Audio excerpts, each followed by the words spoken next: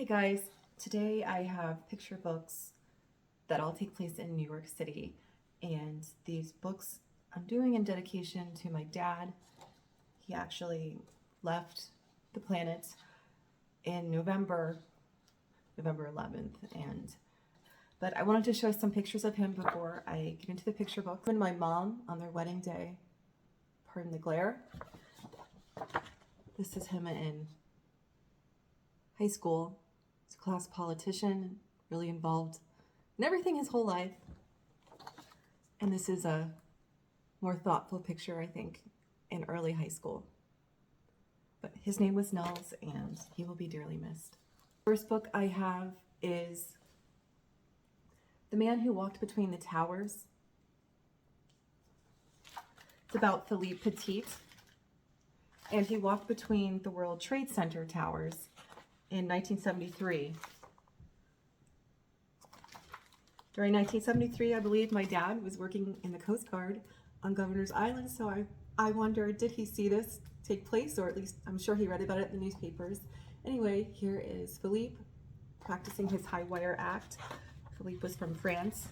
Initially, he practiced at the Cathedral de Notre Dame.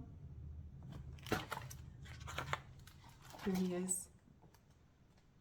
So this tells the story of him and his friends sneaking into the tower at night and trying to throw the cable between the two towers.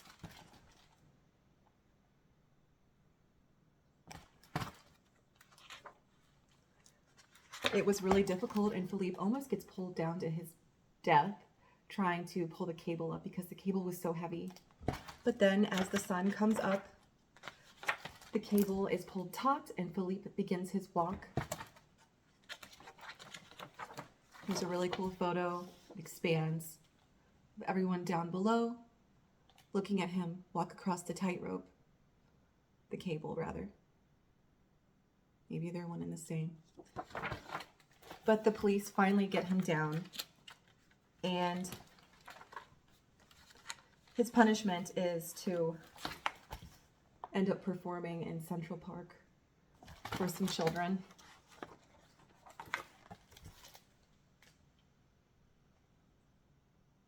There he is.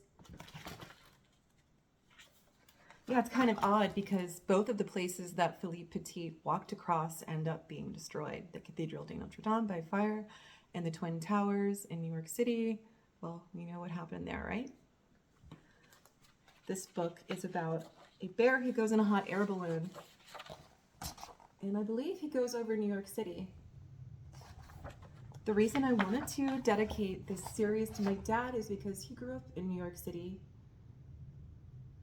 He was born overseas, and then as a young boy, he came to New York City, and he lived on West 148th Street in an Estonian neighborhood.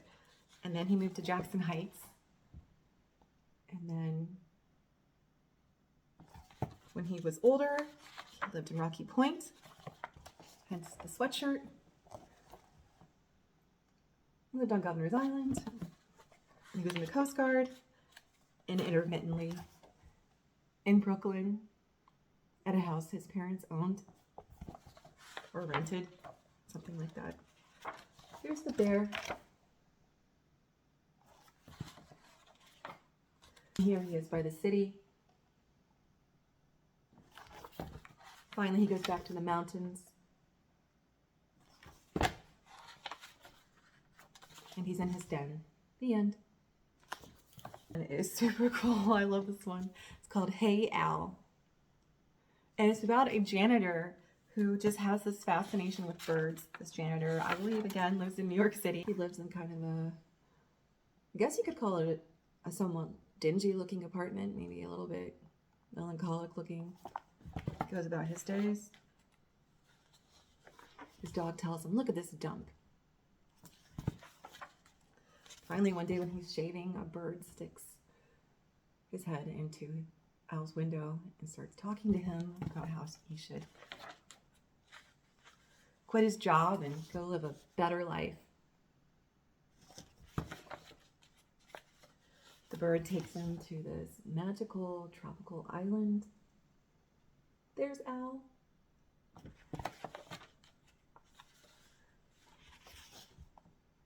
Takes his little friend, his dog, with him. Al's having a good old time with all of the birds, relaxing in the waterfall basin.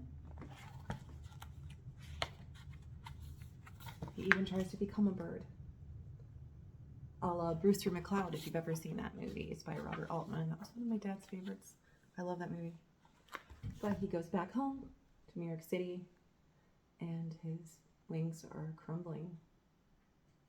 Same with his dogs. There's Al back in his apartment without his wings.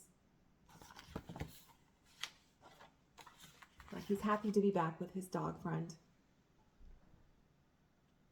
and grateful for what he has and content to just wear tropical shirts. Glare again.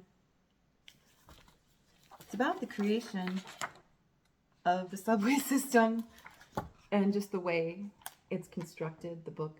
It's really unique and beautiful. You'll see what I mean.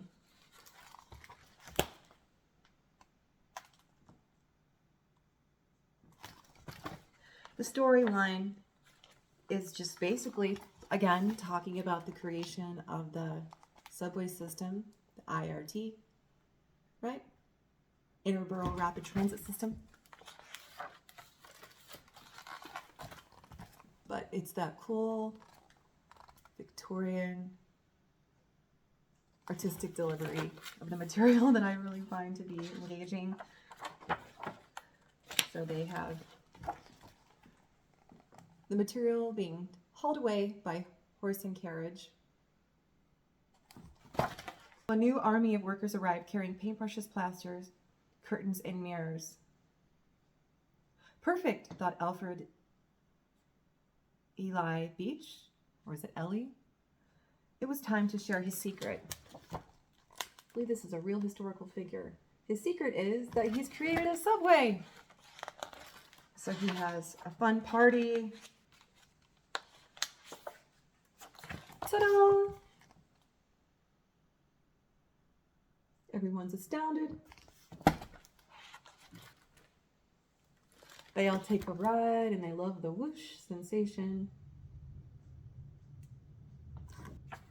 But slowly, the train kind of becomes forgotten. And Boss Tweed has his own plans for the subway, so his little subway car gets put to rest. Finally, it's rediscovered later in history, and that glare is pretty bad. Sorry. I don't know the story too well, but the book is pretty cool. All right, Lyle, Crocodile. I'm sure you've all read it when you were children. Classic. It's about his adventures in New York City. Skipping rope. Feeding the pigeons. Going ice skating. Buying fancy clothing. A man named Mr. Grumps tries to put a damper on all of his fun in life. Put him in the zoo. And he makes all the children happy.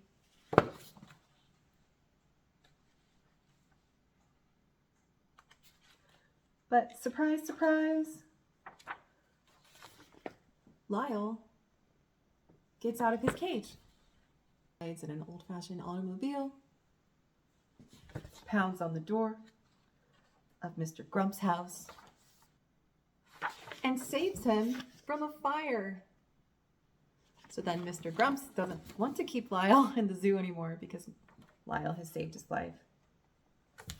So they have a party, farewell party. And Lyle moves back into the house on East 88th Street. Yep. My delivery of that one was not very good, but the book is awesome. I don't want any copyright strikes against me, so I don't really want to read too many lines, but this is a fun one. Song, more glare, sorry, about another bear. And I like this one just basically for the art. The story is really simple. There's a dad bear and a son bear in the woods. Son bear goes off. Dad looks for him.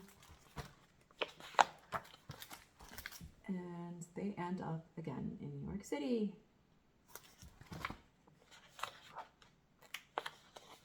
Papa Bear is looking for his son.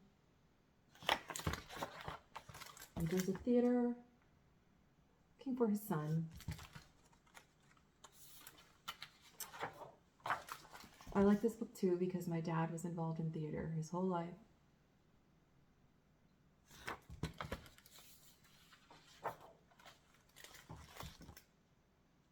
Ah, Dad swinging from a chandelier.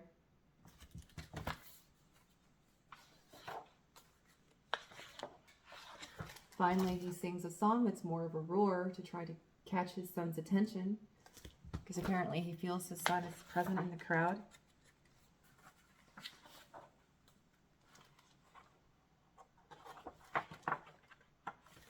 Everyone's stunned by the roaring bear.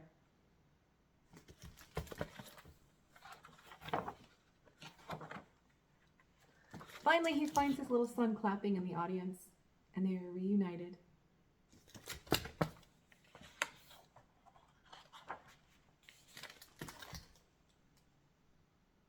Beautiful art.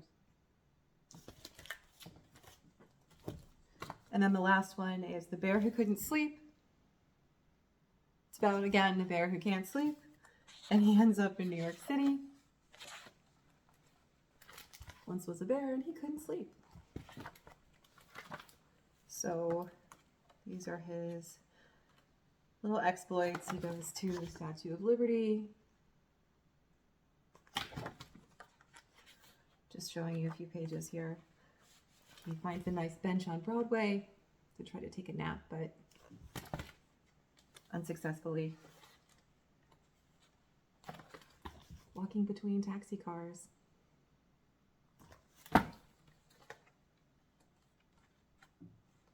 Museum of Natural History. Goes all over. Finally, he goes to Central Park and it starts to snow. And he finds a cozy place to take his winter rest. Yeah, that's a good one too. So I thank you for joining me, and this one goes out to all of our departed loved ones.